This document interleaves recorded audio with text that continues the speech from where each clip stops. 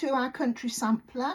We're on packet number 3, which is really simple, crazy patchwork. You can see this is our one colourway with the pattern and a finished piece of crazy. Then further across, I'm going to demonstrate with our second colourway. As you can see, you've got lines and numbers on this piece of stitch and tear. What I've done the lines on one side and on the other side. Just if you're a beginner, this will make it more easy for you. Crazy Patchwork is a great way of using up scraps.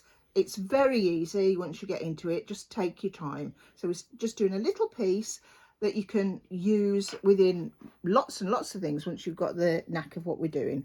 I laid out my fabrics around my piece, the same as the pictures, the picture on the pattern and the fabrics. So if you go back over here, you can see like they're all waiting to be offered up to what we've got to do. So it just keeps your mind a little more, you know. Don't try putting a little piece on here, for instance, because it isn't going to fit, is it? So look at the picture, move your fabrics across. So we start by taking our foundation. I'm going to move it away now, anything could happen. This is number 1, and this is our piece of fabric for number 1. So what we're going to do, we're going to cover up number 1 like so with our fabric, so that we're literally covering up the space. If you take your finger and thumb, whatever, and fold back onto the line, I'll just move it down so you can see. I've just folded a crease along this line, because what we're going to do, we're going to stitch between numbers 1 and 2. So we've got a line across there. Can you? I can't see that very well, can you? Yeah. You can. Yeah. So I'm going to take piece number 2 and I'm going to put it on top of it and then move it up a little bit because we need to sew our seam allowance. Okay. You'll see what happens in a sec. I'm just going to pop a couple of pins in so that it holds it in place. I'm going to put one on this side, then I'm going to flip it over. So this is what the line we're stitching on, number 2. So I'm going to put a pin in there and then another pin further down the line. This is important and it makes your life a lot easier. If you're more experienced, you will whip through this in like about 30 seconds. So flip this back over, have a look at the front, take your pin out that's on the front and peel this back, and it needs to cover all of number 2. Okay, now don't worry if it's right on the edge. We trim it back just a little bit afterwards, about 1/4 of an inch. So you can see through here that the fabric that we're using covers all of this space here, number 2. So that's fine. So you can't do it wrong at this stage. You pick it up, pop it under your machine, and we're going to stitch on the straight line. You can start a little bit before the line if you want to. That's fine, it won't hurt anything. And we're just going to stitch across all the way on that line, the line between 1 and 2, because that's where you're joining your piece of fabric. Remembering to take the pins out as we go along. Absolutely, definitely, because we've all been there and stitched over them. So now we're going to press our seam. So we're going to fold it back because that's where it's going to go, and then you're going to press. So literally press, none of this, no ironing, press like so. Get that, lovely. So now we're going to put on piece number 3. So go back to where we were. This is number 3, and that's, can you go there? That's that colour there, look. So you pick that colour up and you go back. So we've done number 3, we've done number 1. Now let's fold that piece of fabric back to give us our little line. I'll try and do a better line, like so. Put your fabric on the top, right sides together, move it down a little bit and pop a pin in so that it keeps it in place.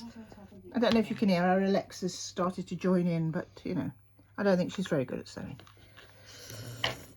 Pop some pins in on the line exactly as we just did, flip it back and see whether it meets. Now if you can look close, I can see one pin, look, and that's not enough seam allowance, and I can't see the other pin at all. See, it's disappeared underneath it. It's over here. So this means that our fabric is too far up. We need to move it down a bit so we've got a seam allowance there. So take your pins out. That's why you do this, to make sure that everything's going to work in the right position. So go back to our line, Take all our pins out. Go back to where our line is positioned, like so. Put your fabric on it. There, that's the crease. And move it up. Okay. Pop your pin in to keep it in place. Oh, my long nail won't catch that. Flip it over. Put your pins in. What your pins do is they take the place of your sewing, so you know it's right. Like if we'd have stitched that without the pins, it would have been in the wrong place. So where am I here? My pins are, oh, there it is. I can see it. It's just blending in with my check. So over we go under the machine like so, and stitch our straight line. So it's really like painting with numbers, isn't it? You just fill in a gap with the fabric.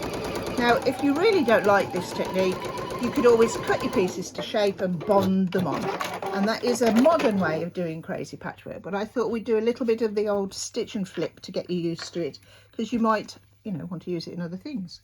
So peel this back like so and press like that. And you can see we're already covering, we've covered over half of it as it is. Next one is number 4, which is here. Exactly the same. This is the last one I'm going to do because it's just repetitive. So press. Could you iron that? I wouldn't really. Some people might have one of those like wooden iron things, you know. But I haven't got one of them. And this is a brushed cotton, so it doesn't hold its crease as much. So with a cotton, it does hold its crease as much. So I need this fabric piece here, and you put your fabric on there, move it up like so, flip it over. It's a little seam this time, so we only need 1 pin. Turn it back and peel it back. Mark's just pointed out to me I've picked up the wrong piece of fabric. It should be this one. Okay. Doesn't matter if it fits. No, this would fit the other side either, so you know that's entirely up to you. But so over we go. Stitch the next piece. Take your pin out. Take your pin out. Stitch the next piece, and that's all you do. You've only got 7 pieces to attach, and we've just done 4 in real time with no stress at all. Once you've finished, all of your pieces are on, then you need to just trim it off so that it looks beautiful, because this is all a little bit scruffy, isn't it? So I'll pretend I've done it all. Anything I use a rotary cutter for, you could easily use a pair of scissors to do. So cut it off, and then when you do that, your seams, it all looks nice on the edge, then you'll be cutting your other seams. So that's all for now, and enjoy your crazy patchwork.